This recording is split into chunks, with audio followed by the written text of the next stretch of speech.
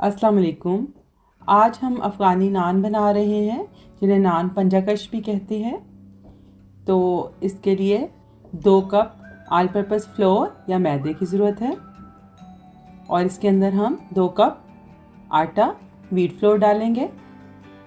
इसमें 1 teaspoon salt डालेंगे और इसको अच्छे से मिक्स कर लेंगे।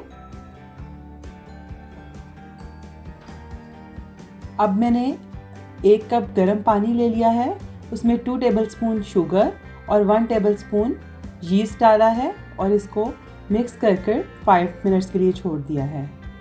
5 मिनट्स के बाद राइज़ हो गया है तो मैंने इसे आटे में मिक्स किया है और 3 टेबलस्पून मैंने ऑयल भी डाल दिया है।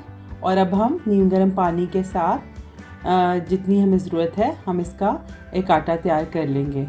8 से 10 मिनट अच्छे से इसको गूँधेंगे ताकि ये सॉफ्ट और स्मूथ हो जाए और साथ साथ थोड़ा थोड़ा ऑयल लगाते जाएंगे और इसको गूँधते जाएंगे। जब डो तैयार हो गई है तो उसको हम थोड़ा सा ऑयल से ग्रीस करने के बाद इसको कवर करके गर्म जगह पर रख देंगे। 1 घंटा गुजर चुका है और हमारी डो अच्छे से राइज हो चुकी है। तो डो को पंच डाउन करने के बाद मैं इसको 1-2 मिनट नीट करूँगी ताकि स्मूथ हो जाए और इसमें से एयर निकल जाए।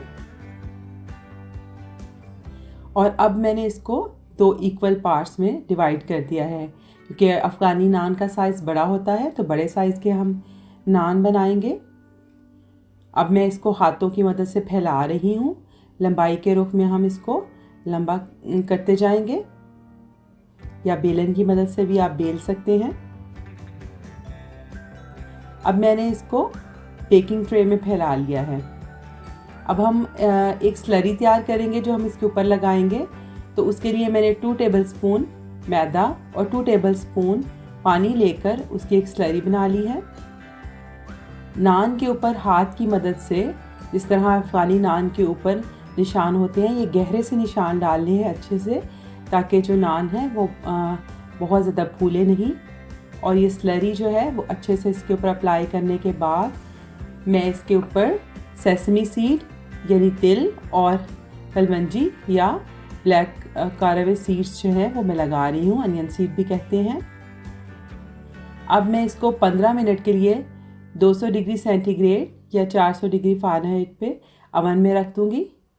एक नान मैंने तवे पे भी बना लिया है। ये अवन में बेक नान है।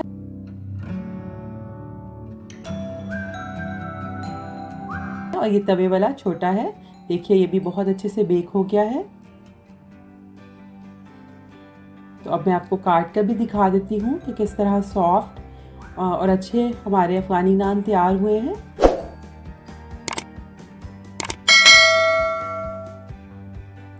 और ये हेल्दी भी बहुत है क्योंकि इसमें व्हीट फ्लोर यानी आटा शामिल हुआ है और सिर्फ ये दूसरे नान की तरह ये मैदे से नहीं बने और इनका टेस्ट बहुत मुनफरिद और मज़े का है। आप भी इस रेसिपी को ज़रूर ट्राई करें, आपको यकीनन पसंद आएगी। आइंदा आपके साथ किसी नई रेसिपी के साथ फिर मुलाकात होगी। उस वक्त तक के लिए अल्लाह हाफ़िज़।